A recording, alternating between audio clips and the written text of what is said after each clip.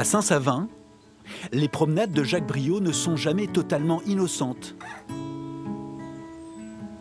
Sur l'ancienne voie de chemin de fer, cet ancien artisan a un jour décidé de libérer le pont de sa végétation pour le révéler à nouveau aux promeneurs.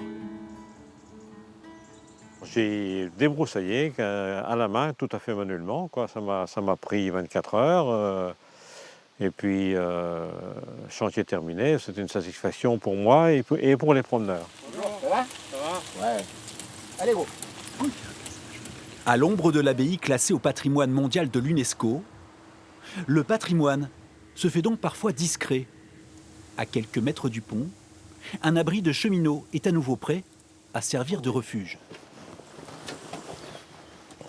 C'était un abri qui servait aux personnes qui travaillaient sur le rail, sur le balastre, sur la végétation. Donc cet abri servait bien sûr de refuge repas midi ou repas ou pause, de manière à être à l'abri pendant cet instant de réconfort, quoi.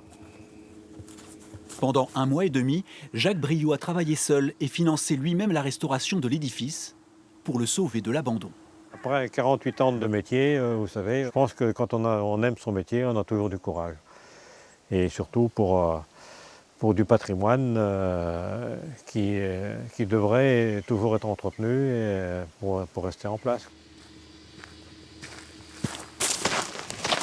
Salut Jacques. Bonjour, ça va? On se serre la main parce qu'on est dehors. Voilà, absolument, oui. Ça va? Oui, Alors, ton petit chef-d'œuvre de restauration? voilà. Tout était plein là, de gravats, de moellons et autres.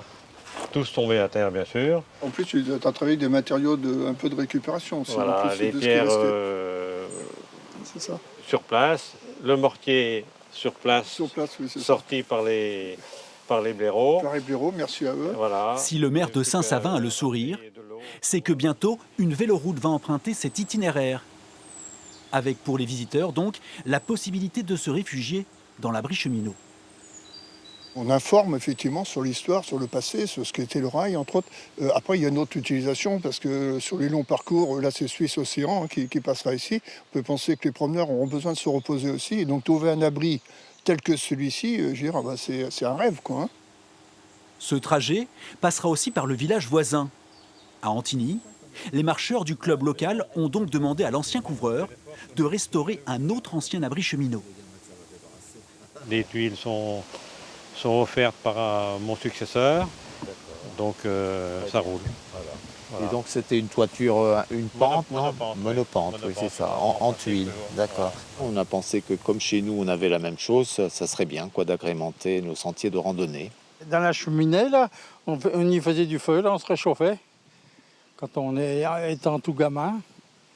Et je me souviens pas de la toiture, comment elle était, mais il y a 50-50 ça.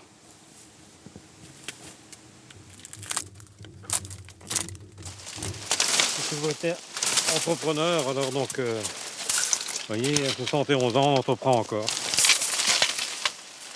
C'est une satisfaction pour moi, mais je pense que c'est une satisfaction pour tout le monde, pour que ce patrimoine reste vivant, quoi. Voilà.